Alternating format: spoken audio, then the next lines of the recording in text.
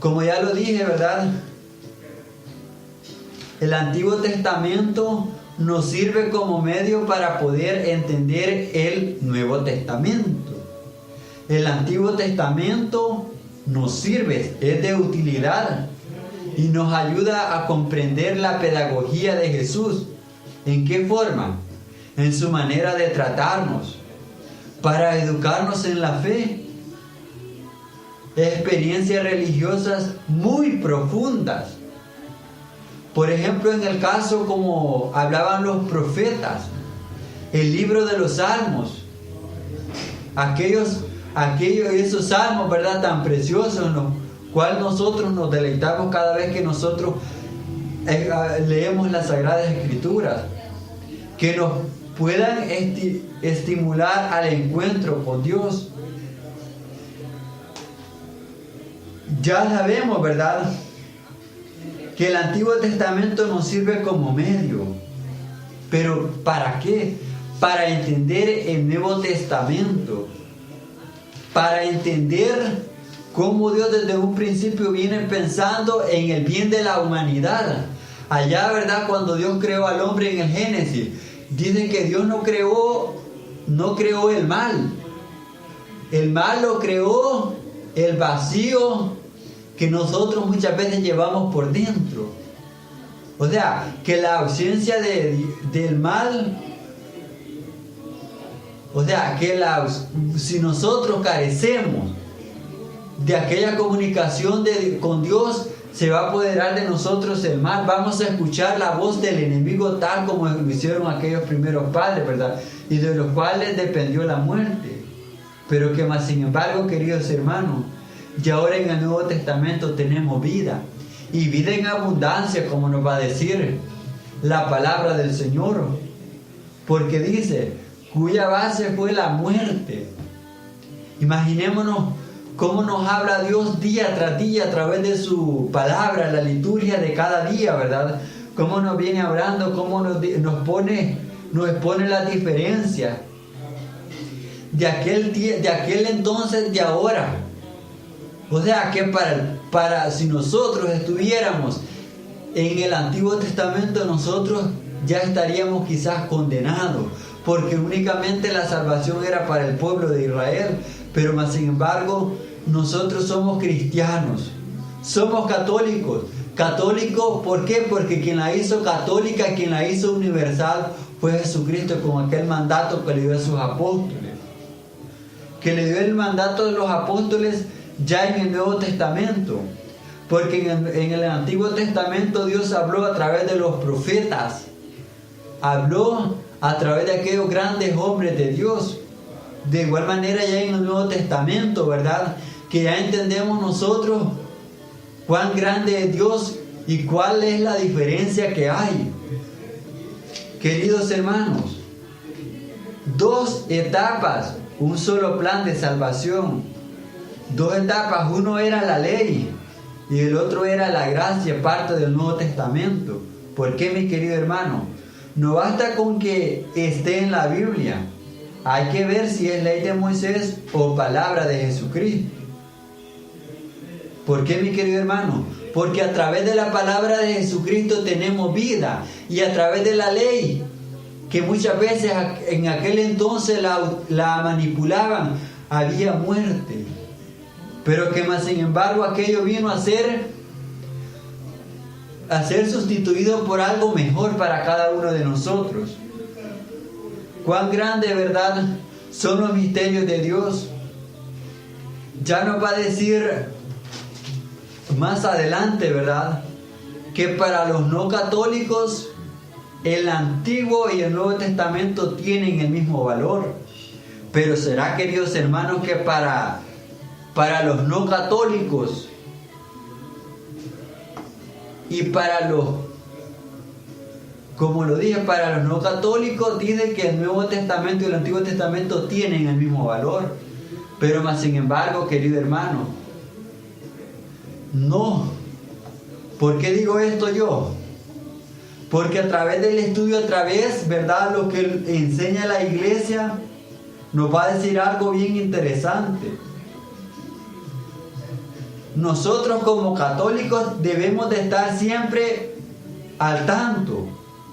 Dice, su confusión está en no fijarse que muchas veces el Nuevo Testamento enseña algo muy distinto al Nuevo Testamento.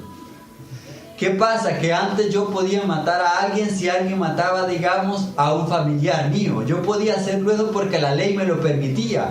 Pero ahora no, querido hermano, la nueva ley, la gracia que vino a hacer, que sustituyó a la ley, me lo va a decir claramente. Que si me ofenden, debo de perdonar 70 veces 7. ¿Qué significa esto? Siempre. Ya no puedo actuar bajo la ley. Imaginémonos ahora en día la hipocresía sectaria. Hay muchos grupos proselitistas que no comen cerdo. O sea, eso era parte del Antiguo Testamento, ¿no? No podían comer carne de cerdo.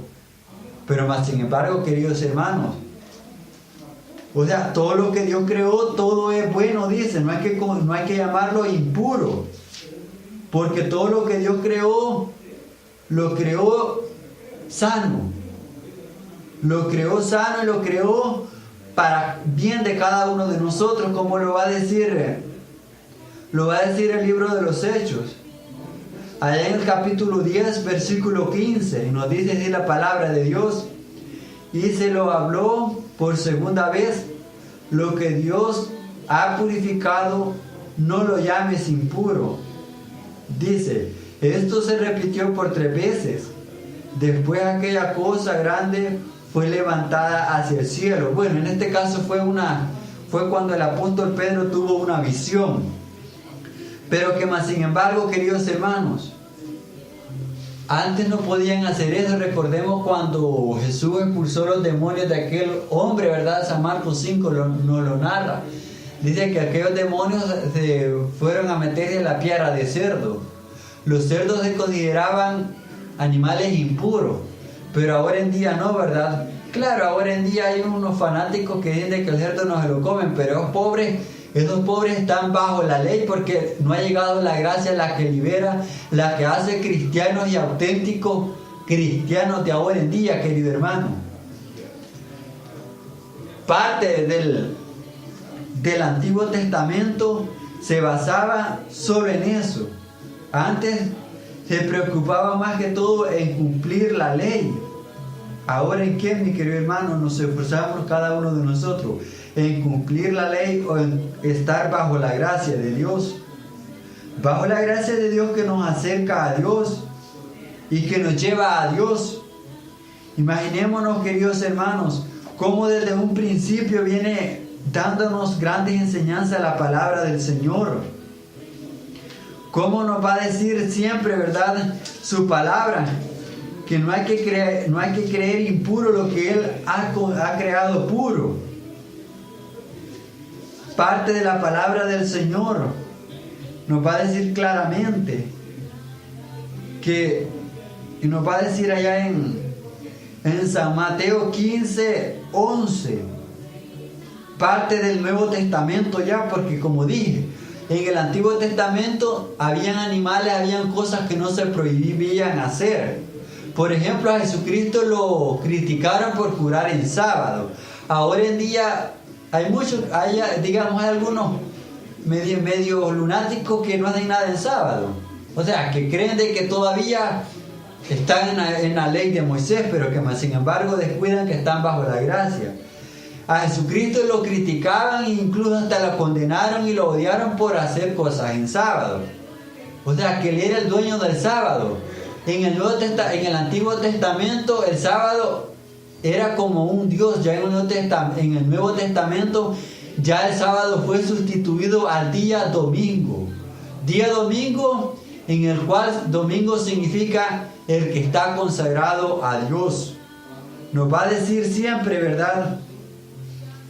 Retomando como decía ya lo que dice ya el Nuevo Testamento, cuando Jesús les puso aquel pequeño consejito a aquellos hombres, ¿verdad? Y nos dice así la palabra del Señor: lo que entra por la boca no hace impura a la persona, pero si mancha a la persona lo que sale de su boca. queridos hermanos, aquellos jefes religiosos como eran los fariseos, los saduceos, digamos aquellos hombres, según ellos, conocedores de la ley, o sea, estudiosos, aquellos separados, según ellos, andar limpio, andar bien perfumado, andar bien, era estar en gracia de Dios. Pero descuidaban el mandamiento que era cuidar nuestro interior. Aquellos, ¿verdad?, que profanaban, digamos, el templo. Y tan grande era el fanatismo de aquel entonces, que por esas razones fue que Cristo fue más odiado por ellos. Imaginémonos cuán grande, ¿verdad?, puede ser el fanatismo religioso. Ese fanatismo en el cual la iglesia es atacada, queridos hermanos, por aquellos que aún siguen sumergidos en un mundo de leyes. Un mundo de leyes, un mundo de conocimiento de teorías humanas, pero que no están bajo la ley de Dios. ¿Por qué? Porque bajo la ley de Dios nosotros experimentamos la verdadera libertad, experimentamos el amor que nos une, experimentamos lo que Dios quiere, experimentamos más que todo la unidad. ¿Qué es lo que Dios quiere de cada uno de nosotros? ¿Por qué la hizo universal la iglesia? La hizo universal porque Él quiere la unidad de todo cristiano. Porque el compromiso del Antiguo Testamento era con los judíos, ahora en día no, querido hermano. Es para todo bautizado, para el nuevo pueblo de Dios. Cuán grande, ¿verdad?, es el amor de Dios para con nosotros. Considerar impuro y considerarse puro. Aquellos hombres se consideraban puros porque no comían con prostitutas. Se consideraban puros porque no comían con publicanos, ni se juntaban con gente de mala fama, ni frecuentaban, digamos, mujeres de mala vida. Según ellos estaban más limpios. ¿Pero qué? Según Dios estaban más sucios que aquellos que estaban afuera haciendo el mal. ¿Por qué, mi querido hermano? Porque muchas veces lo que pasa ahora en día, que muchas veces el problema en cada uno de nosotros es ese, queridos hermanos. ¿Por qué digo esto yo? Porque el pecado más grave no es la prostitución o la borrachera, como lo decía, ¿verdad?, parte del versículo que leímos, sino el orgullo que había en aquel pueblo que se consideraba el santo, claro que tenía que ser santo porque su creador, el que lo cuidaba, era santo, pero que sin embargo estaba siendo gobernado por aquellos hombres, por aquellos pastores, en los cuales Dios Padre le enviaba profetas a denunciarle ahora en día. ¿Por qué? Porque en aquel entonces el orgullo lo llevaba a sentirse bueno y a despreciar a los demás. Claro lo va a decir la palabra del Señor. Claro lo va a decir, ¿verdad? Allá donde le dice que les aseguro que los que cobran impuestos y las prostitutas entrarán antes que ustedes en el reino de los cielos. Los que estos hombres hacían, ¿verdad?, que estaban bajo la ley. Porque ellos, según todo lo que hacían, digamos, aquellos hombres decían: mira, Señor, ¿cómo decir? Digamos en este caso la oración del publicano. Señor, te doy gracias porque no soy como aquel adúltero, como aquel ladrón, como aquel que no se baña, como aquel que no ofrenda, como aquel que no da diezmo, como aquel que digamos que, úfale, cuántas cosas le ponía aquel fariseo, ¿verdad? Pero la oración del publicano era diferente. Aquel fariseo decía: Señor, te doy gracias porque te diezmo. ¿Y de qué servía ese diezmo si no iba acompañado de la misericordia, querido hermano? No reconocía, ¿verdad? Porque en el Antiguo Testamento, digamos, se hablaba del diezmo. ¿A cuántas cosas? Es verdad que poco a poco vamos a venir abordando temas a través de la programación de Radio Unción y Vida. Aquel hombre fariseo se alababa él mismo. Antes, ¿verdad?,